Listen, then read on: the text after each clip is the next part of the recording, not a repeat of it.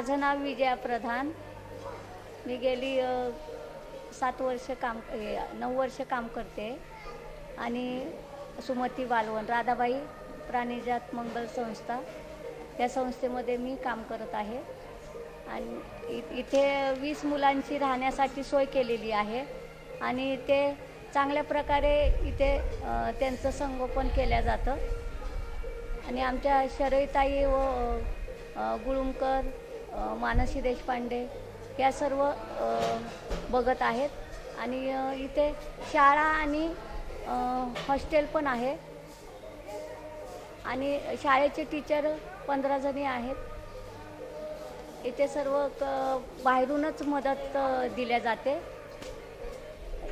बालवाडी ते 10वीपर्यंत इथे शाळा सुरू आहे. सकाळी 5:30ला मुलं उठतात, आजूबाजूची साफसफाई करतात आणि नंतर मग योगासनं वगैरे, सूर्यनमस्कार परत मेडिटेशन वगैरे त्यांचं घेतलं जातं. त्याच्यानंतर मग त्यांचं नाश्ता वगैरे होतं. नाश्त्यामध्ये सर्व काही त्यांना पौष्टिक दिलं जातं. खजूर वगैरे, च्यवनप्राश, दूध वगैरे सगळं दिलं जातं. मुलांना बरंच काही इथं शिकवलं जातं. मुलं वॉल क्लाइम्बिंगला जातात आणि कराटेला जातात. इथे परत कम्प्युटर वगैरे शिकवलं जातं. बाहेरची लोकं पण त्यांना शिकवण्यासाठी येतात आणि लर्निंगचं पण घेतलं जातं. आणि बालवाडी ते 10वीपर्यंत इथे सगळं काही ॲक्टिव्हिटी त्यांच्या घेतल्या जातात. ॲक्शन घेऊन म्हणा, काही म्हणा. परत बाहेरची लोकं पण त्यांना शिकवायला येतात. इथे क्लासेस घेतल्या जातात. कराटेचे क्लासेस घेतले जातात, चित्रकलेचे घेतले जातात. चित्रकलेमध्ये पण मुलांचा नंबर आलेला आहे. आमच्या शरई मॅडमचं बरंच चाललेलं असतं की इथे संस्था बांधावी, वृद्धाश्रम काढावे, मुलांचं हॉस्टेल काढावं, अजून मोठं वाढवावं आणि बरंच बांधकाम करावं. आणि मुलांना नाही तसे म्हणजे संस्कार वर्ग दिल्या जातात, शिबिरं वगैरे घेतल्या जातात आणि त्या अगदी सातत्याने इथे हजर असतात. आणि मानवता प्रतिष्ठान आणि इतर काही संस्था पण इथे म्हणजे येतात आणि ते मदत करतात. आणि त्यांचं बरंच चाललेलं असतं की तुम्हाला जे काही लागेल ते आम्हाला वेळोवेळी कळवत जावं. आमच्याकडे ज्या 3 मुली डेक्कनच्या ब्रिज खालून आलेल्या आहे, त्या भीक मागत होत्या. त्यांना इथे टाकल्या गेलं आणि त्यांचं संगोपन इथेच करतात आहे. आता त्या सुरुवातीला त्यांना शिक्षणाचं महत्त्व पण माहिती नव्हतं. पण आता जे 4थीमध्ये मुलगी आहे तीसुद्धा खूप 1.5 वर्षाची होती आणि 7वीत होती ती 7 वर्षाची होती. अशा 3 मुली आहेत आणि त्यांना आता म्हणजे इतकं व्यवस्थित की त्यांना इथे जावंसं वाटत नाही इथून. आणि याच्या 2015मध्ये जो भूकंप झाला नेपाळला, तिथूनही 2 मुलं आलेली आहे. त्यांना पण इथेच टाकलेलं आहे.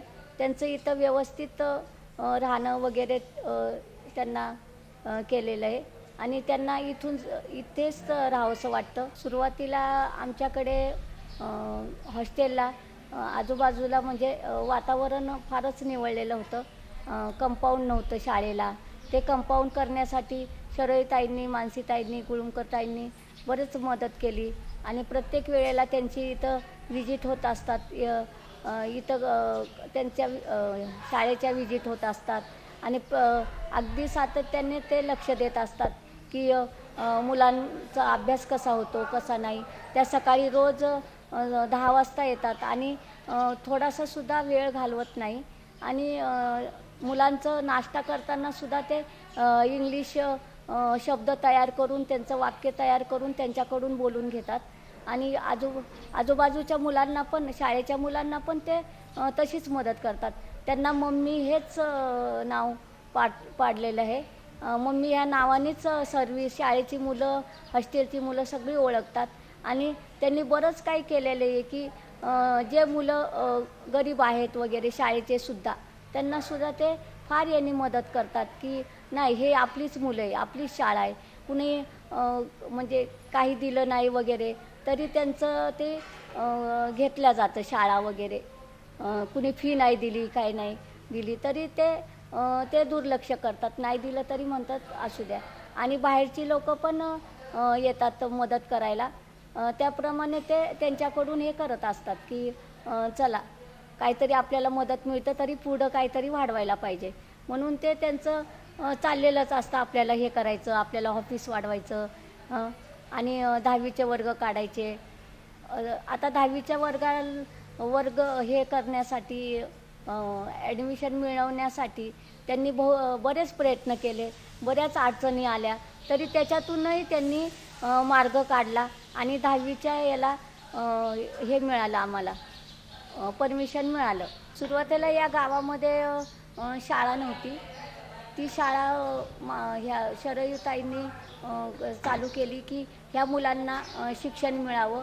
आणि हॉस्पिटल पण नव्हतं इथले, म्हणजे इथे वाहनांची सोय नव्हती, काही नव्हतं. त्यामुळे त्यांनी हॉस्पिटल पण चालू केलं आणि हॉस्पिटल चालू करून कमी खर्चामध्ये काहींना याच्या फ्रीमध्ये सुद्धा त्यांनी मदत केली. आणि शाळेच्या मुलांना पण काही न घेता, म्हणजे फी वगैरे न घेता पण शिकवलं गेलं. माझं नाव कस्तुरी सीताराम मधाळे आहे. गेली 7 वर्षे मी ह्या शाळेमध्ये ॲज अ टीचर म्हणून जॉब करते.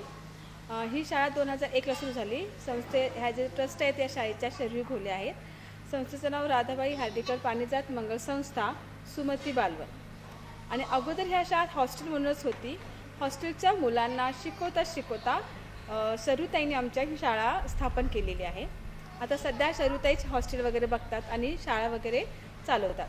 सध्या तरी मी ह्या शाळेमध्ये इंग्लिश विषय शिकवते. इंग्लिश आणि हिंदी हा विषय मी ह्या शाळेमध्ये घेते. तसं आता इथं जी मुलं येतात आहे ती म्हणजे एकतर खेड्यापाड्यातून आलेली मुलं असतात की ज्यांचे पालक खूपच गरीब आहेत आणि त्यांनी ते मुलांचे शिक्षण व्यवस्थित करू शकत नाहीत.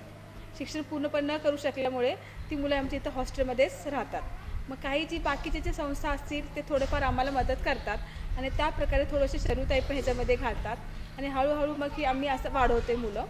मग काही कधी अडचण, कधी धान्याची अडचण, कधी मुलांचे शूज किंवा कपडे, कधी शैक्षणिक साहित्य हे जे लागत असतं ते शरयूताई देत असतात, पुरवत असतात किंवा आम्ही संस्थेकडून ती शरयूताई मागून घेतात. अशा प्रकारे आता इथंची मुलं राहतात. ती हॉस्टेलची मुलं आहेत आणि तिथे शिकतातसुद्धा. आता इथंची शाळेची मुलं येतात ती पण जवळजवळ खालच्या सरची जे गरीबच मुलं येतात वाड्यात वस्तीतून, की ज्यांना शहर हा प्रकार काही फारसा काही माहितीच नाही आहे. तर त्या मुलांना आम्ही इथं शिकवण्याचं असं काम करतो. आता इथपर्यंत आणलेल्या शरयूताईंनी जे आणलेलं आहे तसंच आता आम्हाला पुढं पण न्यायची आहे ही शाळा. आता ह्या शाळेसाठी सारख्या मुलांना मोठा एक प्लेग्राऊंड पाहिजे, व्यवस्थितपणे छानपैकी प्लेग्राऊंड किंवा एक लायब्ररी पाहिजे, छानपैकी मोठी लायब्ररी, की इथल्या मुलांना एक वाचनाची सवय लागावी. कारण की वाचनातूनच मुलांची सहसा साधारणपणे प्रगती होत असते. आणि थोडंफार जरासं म्हणजे नाही का, आता आमच्या वर्ग वाढत जाणार आहेत, इथं लोकवस्ती वाढणार आहे, वर्ग वाढणार आहेत, त्याच्यामुळे वर्ग खोल्या तर सहसा आम्हाला तर कमी पडतील भविष्यात. तर आम्ही आता पुढे आम्ही बिल्डिंग वाढवायचं आमचं काम चालू आहे. त्या दृष्टीने सध्या आमचं काम चालू आहे की मुलांचे वर्ग वाढवणे महत्त्वाचे आहे. आता इथं जी मुलं आहेत जे आता राहतात, अनाथ मुलं जे आपण म्हणतो त्यांना, की ते मुलं तर करता आमच्या हाताखालून जातात आणि त्यांना आता आम्ही ते सगळे वळण लावायचा पूर्णपणे प्रयत्न करतो. असे आमचे ह्याच्या आधीसुद्धा 1-2 मुलं 10वी चांगल्या मार्काने पास होऊन समाजात गेलेली आहेत. चांगले आता म्हणजे हळूहळू त्यांना काही आमचे शिक्षक पण जे असे आहेत की ते मुलांना मदत करतात पुढच्या शिक्षणासाठी. तसंच अशी ही सुद्धा मुलं पुढं जावीत आणि त्यांनी समाजामध्ये त्यांना एक मानाचं स्थान मिळावं, त्यांना स्वतःचे एक अस्तित्व त्यांना प्राप्त व्हावं, हाच आमचा सध्याचा तरी प्रयत्न आहे.